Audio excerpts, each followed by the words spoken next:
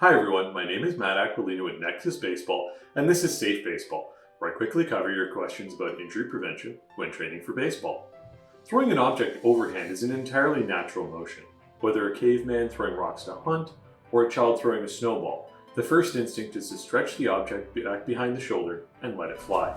Our direct ancestors, the apes, also threw, but are much poorer at it, developed more for climbing than for throwing. An interesting study by Dr. Roach of Harvard University looked at the development of the human ability to throw, and I would highly recommend it. The link is in the video description below. Dr. Roach looks at the development of human physiology, and a large portion of the separation between us and the apes are adaptations in the hips and shoulders that allow us to be much more effective throwers. With access to the protein from larger game we could only bring down the throwing spears was likely critical to our development as a species. Basically, we have developed the ability to throw from the earliest hunting spears to the Roman Pilum to tomahawks. Our ability to throw has been important to our survival, and we have evolved to be very good at it.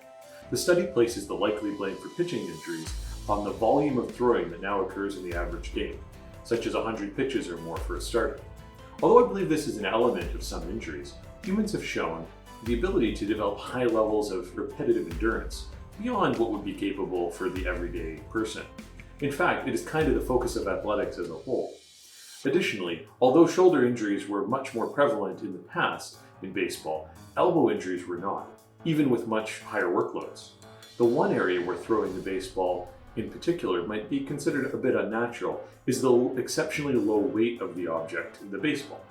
This low weight results in extremely high rotational speeds for the shoulder and arm. Spears are heavy in hunting, and in sport, for example, footballs are over triple the weight of the baseball. The slower shoulder rotational speeds and arm speeds make shoulder injuries more likely, but elbow injuries less likely, as there's a greater time period for the body to balance the arm. In the next Safe Baseball video, I'll be looking at what valgus stress is. Remember, if you like the content, please subscribe.